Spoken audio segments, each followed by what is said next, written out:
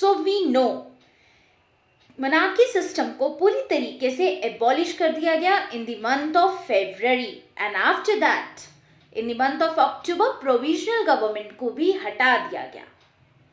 तो अब क्वेश्चन ये आता है कि जब प्रोविजनल गवर्नमेंट को हटा दिया गया एंड लेनिन की टीम के द्वारा रूलिंग स्टार्ट हुई तो रशिया में क्या क्या चेंजेस हुए। So, hello my dear students, I welcome you all to our online learning platform. आज की वीडियो लेसन में हम देखने वाले हैं यही, यानी कि अक्टूबर रिवॉल्यूशन ओवर होने के बाद रशिया में क्या क्या चेंजेस देखने को मिले। तो चलिए आज का लेसन हम लोग स्टार्ट करते हैं। So, what happened after October revolution? जैसे ही अक्टूबर रिवॉल्यूशन ओवर हुआ, बोल्शेविक्स रूल में आए तो उन्होंने जो अपनी पहली 3 अहम डिमांड थी जिसे हम अप्रैल थीसिस के नाम से जानते हैं, उन डिमांड्स को फुलफिल करना शुरू किया। यानी सबसे पहले इन्होंने बैंक्स एंड इंडस्ट्रीज को नेशनलाइज किया इन द मंथ ऑफ नवंबर 1970। दूसरा, लैंड को सोशल प्रॉपर्टी डिक्लेयर कर दिया गया और पेजेंट्स को कहा गया कि चाहिए आप नोबिलिटी की जमीन को ले सकते हैं। So peasants began to seize the lands of nobility. ना जितने भी बड़े बड़े घर थे, जितने भी बड़े बड़े हाउसेस थे, उनका पार्टीशन किया गया और एज पर फैमिली रिक्वायरमेंट्स वो घर जो है वो बांट दिए गए। नेक्स्ट, जितने भी ओल्ड अरिस्टोक्रेटिक टाइटल्स थे उन सारे टाइटल्स को एबॉलिश कर दिया गया। एंड एक और चीज हुई, बोल्शेविक्स ताकि अपना सिंबल दिखा सके, एक नए रशिया का अपना डिफरेंट सिंबल्स होगा, इसीलिए हर जगह चेंजेस हो रहे थे। इन्हीं में से एक था 1918 का क्लोथिंग कंपटीशन, जिसमें हर डिपार्टमेंट के यूनिफॉर्म्स चेंज हो रहे थे और नए नए यूनिफॉर्म्स डिजाइन किए जा रहे थे, चाहे वो आर्मीज के हों या चाहे ऑफिशियल्स के हों। सो एक तरह का कंपटीशन हो गया था, सब बेटर से बेटर अपने कपड़े डिजाइन कर रहे थे। Just for an example is Budyonnov का, जो कि सोवियत हैट है, as you can see that in the diagram. Okay, so apart from this, one more step had been taken by Lenin, that was the renaming of Bolsheviks party to Russian Communist Party. So Lenin ने आते साथ सबसे पहले यही changes create किए, but Lenin too faced setback. The whole Bolsheviks felt setback. How? So see, सबसे पहले Bolsheviks ने इलेक्शन कंडक्ट किया कॉन्स्टिट्यूएंट असेंबली का, बट इनमें बोल्शेविक्स को सीट्स नहीं मिले। ये हुआ था आपका नवंबर 1917 को। इतना कुछ करने के बाद भी उनके हाथ कुछ नहीं लगा। फिर जनवरी 1918 में असेंबली ने बोल्शेविक के द्वारा लिए गए सारे मेजर्स को रिजेक्ट कर दिए और लेनिन को असेंबली से डिसमिस कर दिया गया। थर्ड, इसके बाद लेनिन के दिमाग में, अरे भाई ये लोग तो सोच ही नहीं रहे हैं, हम लोगों को अपने गरीबों के बारे सोचना है। लेनिन के दिमाग में ये सारी बातें चल रही थी। सो इनको लगा कि भाई ये लोग काम के नहीं है, सबसे बेटर पार्टी जो है वो है all Russian Congress of Soviet. ये सबसे ज्यादा डेमोक्रेटिक पार्टी है, इसीलिए ये उनके साथ जुड़ने का प्लान बनाए। दूसरा, इन्होंने क्या किया, जर्मनी के साथ पीस ट्रीटी साइन कर ली एट ब्रेस्ट लिटोवस्क। ठीक है, जर्मनी इनके दुश्मन थे रशिया के, पता होगा, दोनों ओपोनेंट टीम में लड़े थे first world war, but finally इन्होंने जर्मनी से दोस्ती कर ली ताकि उनका सपोर्ट मिल सके। सो हाउएवर जितने भी बाकी लोग थे वो अपोज कर रहे थे इस डिसीजन को, बट बोल्शेविक ने किसी की नहीं मानी और ये पीस ट्रीटी साइन हुई थी मार्च 1918 में। सो दिस वे बोल्शेविक्स जो है वो सेटबैक फेस किए। इसके बाद जैसे जैसे समय आगे बढ़ता चला गया, रशियन डेमोक्रेटिक पार्टी की मदद से, जो all Russian Congress of Soviet था, उनकी मदद से बोल्शेविक्स ने क्या किया, धीरे धीरे सारे पार्टीज को हटा दिए। अब पूरे रशिया में एक ही पार्टी बच गया था जो इलेक्शन में पार्टिसिपेट करने लायक था, वो था बोल्शेविक्स। सो बोल्शेविक अकेली पार्टी बन गई, लेनिन अकेले लीडर बन गए और all Russian Congress of Soviet को पार्लियामेंट बना दिया गया। एंड इसके बाद जितने भी ट्रेड यूनियंस हैं, इन सारों को पार्टी कंट्रोल में रखा गया ताकि कोई भी लेनिन या बोल्शेविक्स के अगेंस्ट आवाज नहीं उठा सके।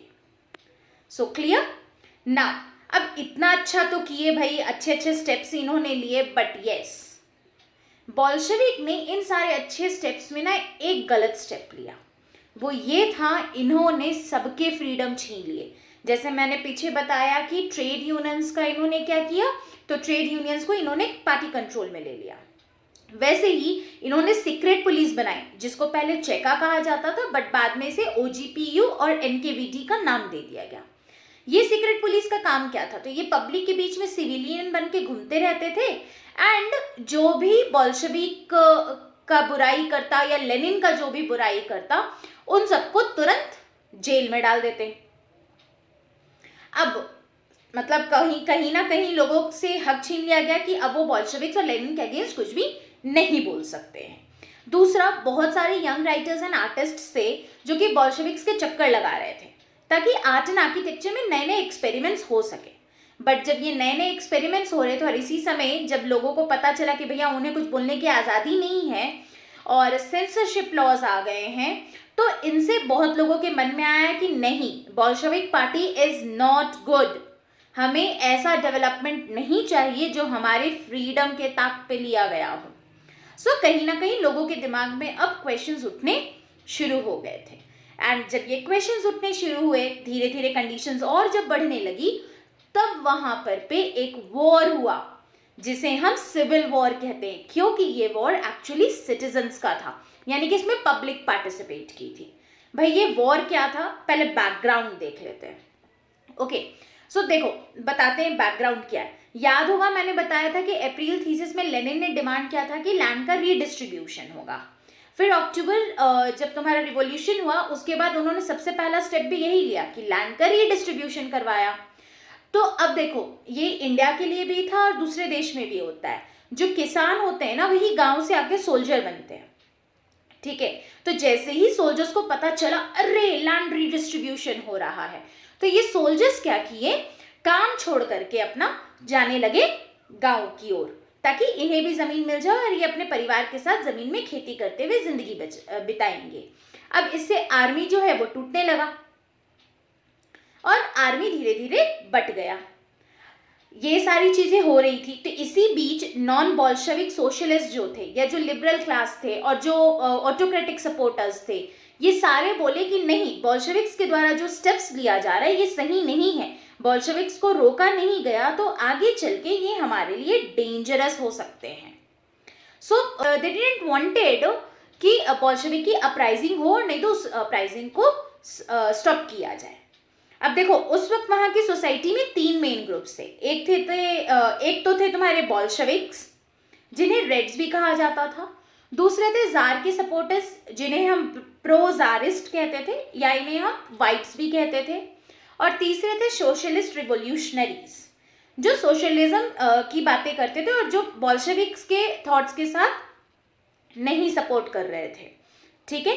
इनको हम सिंपल वर्ड्स में ग्रीन्स भी कहते थे, ये वहां का निकनेम था। याद रखोगे, 1 मार्क्स के लिए ये इंपॉर्टेंट है। बोल्शेविक्स को रेड्स कहा जाता था, प्रोजारिस्ट्स को व्हाइट्स कहा जाता था और सोशलिस्ट रिवोल्यूशनरीज को ग्रीन्स कहा जाता था, ठीक है। अब जरा देखते हैं कि क्या क्या इवेंट हुआ इस सिविल वॉर में।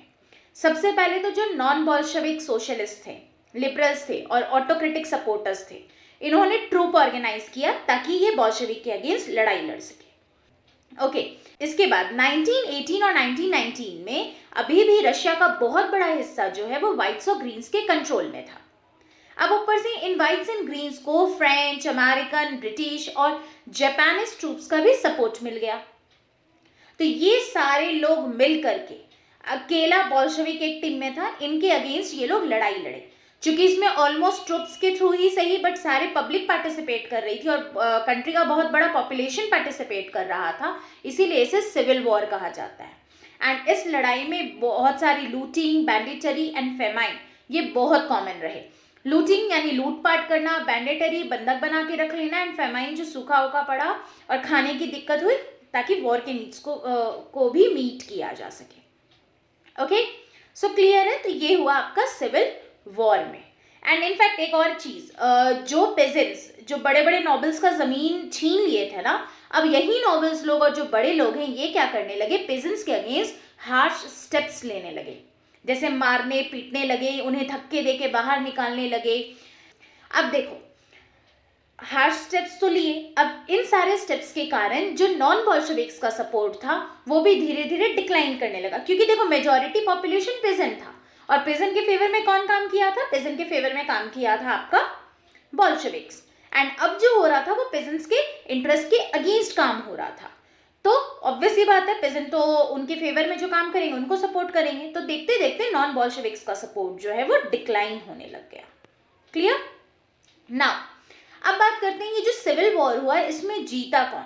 क्योंकि इनिशियली तो हम देख रहे हैं कि ग्रीन्स एंड व्हाइट्स का ही बहुत बड़ा कंट्रोल था एंड उनकी आर्मी भी बड़ी थी, बट पता है बॉल्शेविक्स भले छोटे हो गए या कम पड़ गए हों, लेकिन at the end of the day ये लड़ाई जो है वो बॉल्शेविक्स के द्वारा ही जीती गई, क्योंकि जनवरी 1920 आते आते बॉल्शेविक्स ने रशियन अंपायर का बहुत बड़ा हिस्सा जो है वो अपने कंट्रोल में ले लिया with the support of people, क्योंकि पीपल जो है वो नॉन बॉल्शेविक्स का सपोर्ट हटा रहे थे। मतलब जो पीपल थे वो नॉन बॉल्शेविक्स को जो सपोर्ट कर रहे थे पहले, अब उन अपने सपोर्ट को दूर कर ले रहे थे। Now they were supporting बॉल्शेविक्स।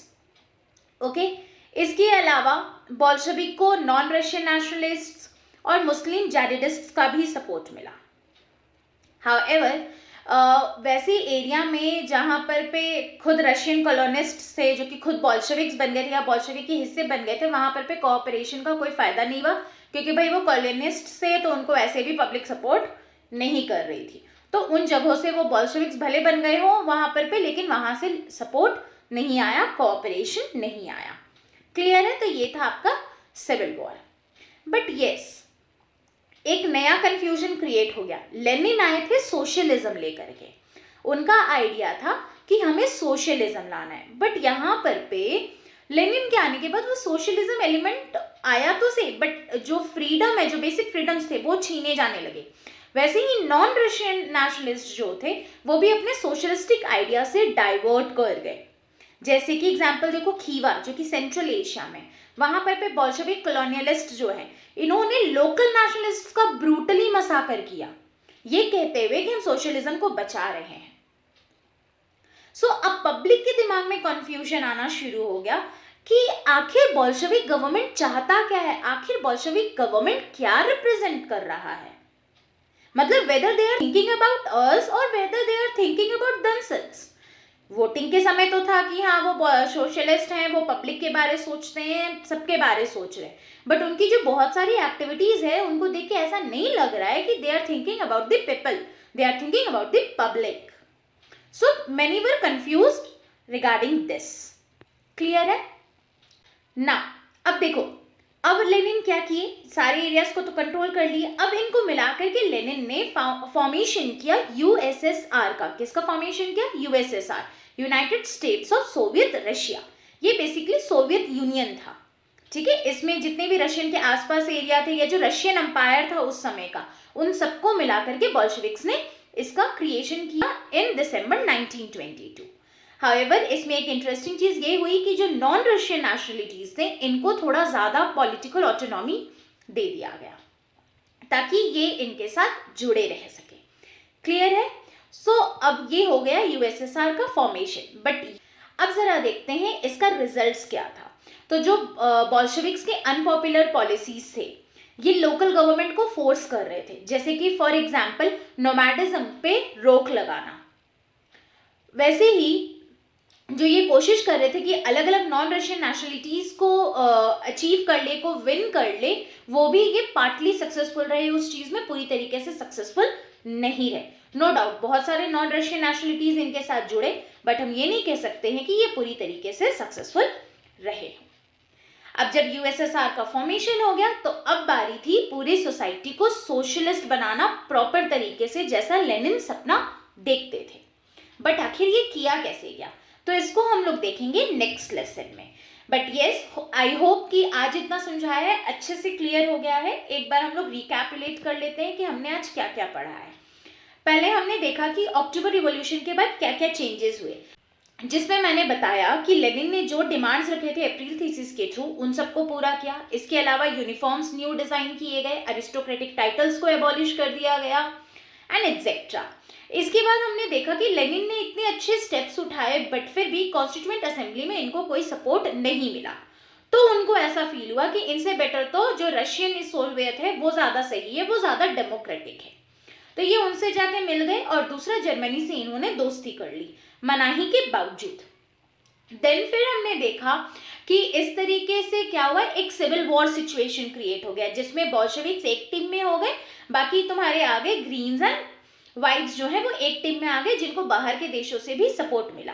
But ultimately हमने ये भी देखा कि लास्ट में बोल्शेविक्स ही लड़ाई जीत जाते हैं, क्योंकि नॉन बोल्शेविक्स का सपोर्ट थीन होने लगा था। क्यों होने लगा था?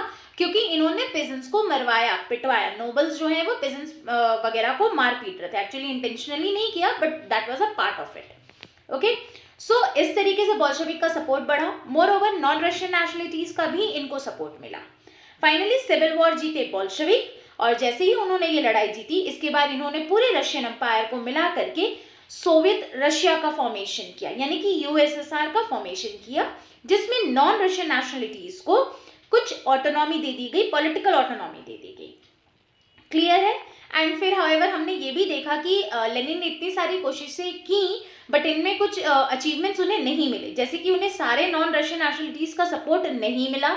दूसरा हमने ये भी देखा कि उनके कुछ पॉलिसीज जो हैं अनपॉपुलर थे, जिनके कारण जो आपके लोकल गवर्नमेंट है उनको रिप्रेस्ड फील हो रहा था, जैसे कि नोमैडिज्म पे रोक लगाना। So that was all about today's lecture. Hopefully I made you all the things clear.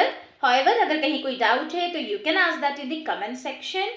So that's all for today. Thank you for watching. And one more thing, अगर अभी तक आपने हमारे चैनल को सब्सक्राइब नहीं किया है तो जल्दी से सब्सक्राइब कर लीजिए, और ये वीडियो अच्छा लगा है तो एक लाइक तो बनता है। So that's all for today. Bye bye. Take care.